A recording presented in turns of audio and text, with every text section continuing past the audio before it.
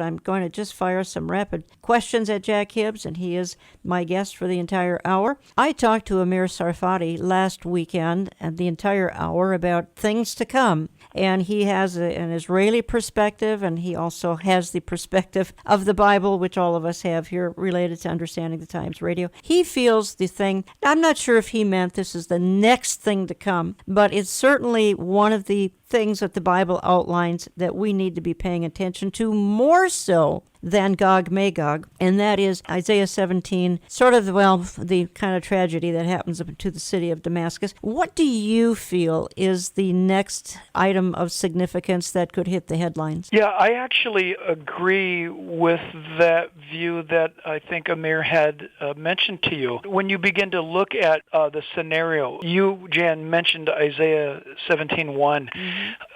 Something's going to happen to Damascus that is so catastrophic, the Bible says, it will never again be inhabited. When you read on about that same battle, or that same, I should say, situation, it seems to me that this thing in Damascus triggers. Oh, by the way, Syria is never again mentioned in the prophetic or eschatological battle plan. You never hear about Syria again after that. It's interesting. The next thing is you begin to look at, for example, a possible revisitation, as it were, of Psalm 83. As you expand outward from that, I think in what might be a chronological approach, that gives birth to the Ezekiel of battle. Here's the fun thing, Jan, about what we're talking about. We may differ on which one of these things happened first, but here's the great thing. All of us agree that the stage is being set because the players are now dressed. They're in position like never before.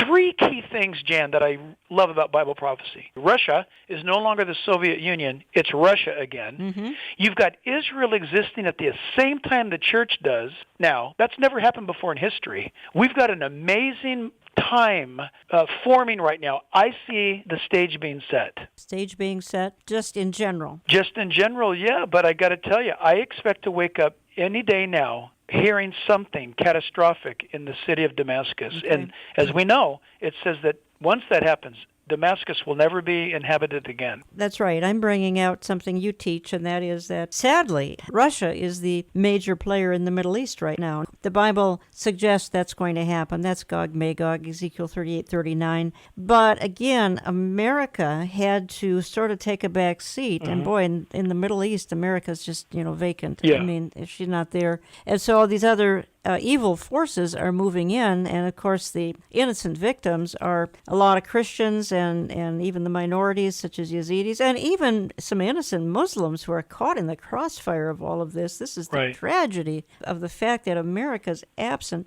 But Russia, the major player in the Middle East, I wasn't sure that I would live to see that, because I thought until, I guess, Barack Obama, America would remain the major player in the Middle East, but not so. Right. Yeah, isn't it amazing to think, Jan, if we could just kind of pretend for a moment we're off the microphone together here and just talking over a table. Isn't it amazing that in the last 7 years, America has gone from number one in the Middle East to actually a joke?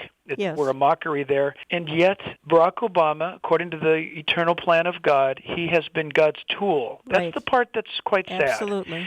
America has been so reduced to next to nothing. Our freedom is a perception. Our military power is a perception. Our wealth is a perception now. No, these things no longer are reality. Why? Because, frankly, like Nebuchadnezzar or like Cyrus or like others, Obama has been God's servant to bring this nation down. A lot of people can't handle that. I'm talking to Pastor Jack Hibbs this hour, and he's one of my guests this fall, along with Pastor Robert Jeffress and Michelle Bachman and Amir Sarfati. A lot of people can't handle that, Jack, and I find it troubling as well. It's been heartbreaking for a lot of people. And folks, this fall, we will help you to look up and not just look around at sad circumstances. Amen. And that's why, and you hear me talking about live streaming and, you don't have to come to the conference. Well, come and be a part of the atmosphere, and to be with people who are like-minded is worth the trip. I guarantee you. We'll have at least 3,000 in attendance this fall, and we encourage one another, and that's why we want you there in person, if at all possible, at Grace Church in Eden Prairie, Minnesota. Just a couple of more questions, Jack Hibbs. I love any teaching on the Millennium, and as you bring out, longevity is going to be brought back during the Millennium. creation will be renovated to be back to the garden. We don't need the evangelical environmental networks to be doing anything because God will do it all. It'll finally be world peace during the millennium. And what else can you tell folks that would encourage them about this eternal state of new heavens and new earth? You know, the Bible teaches us that as believers we will be with Christ. And, you know, Jen, having recently got back from a deep inside tour of Alaska to see some untouched land of what God had made, though I understand it's under the curse of the fall, I get that. But to think for a moment that the creativity, the love of our God, the joy that he has in creating a whale or a bird or us is simply awesome. To think that Jesus will come back and fix in the millennium what has been so undone by sin, so undone by man. Man's attempt to govern himself will come to an end at the end of the tribulation period, and Jesus takes control. And it's interesting, isn't it, Jan, that everybody wants prosperity, or they want peace, or they want beauty, they want nature, they want all of these, they want health, all the things that they desire from the inside. Only God can answer that. Well, even perfect government, when we see governments around the world collapsing or being corrupt to the core, we just think it can't get any more corrupt, and the next day it's worse. And this is the time when there will be perfect government, Jesus sitting on the throne in Jerusalem. The government will be upon his shoulders, and we finally are through with all the dysfunctional governments around the world. Yeah, well said. You know, man, it seems as though mankind, Jan, is no longer worthy of those three great God-ordained institutions. Man's unworthy anymore to govern himself.